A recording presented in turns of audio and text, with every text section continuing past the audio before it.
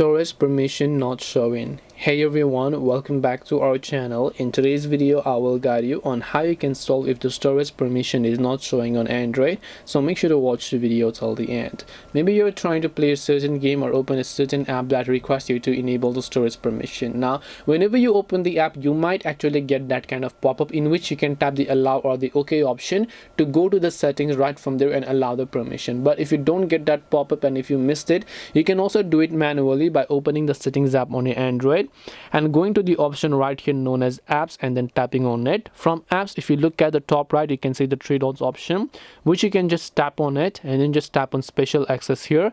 And once you go to special access here, you'll find the option called all files access, so select it.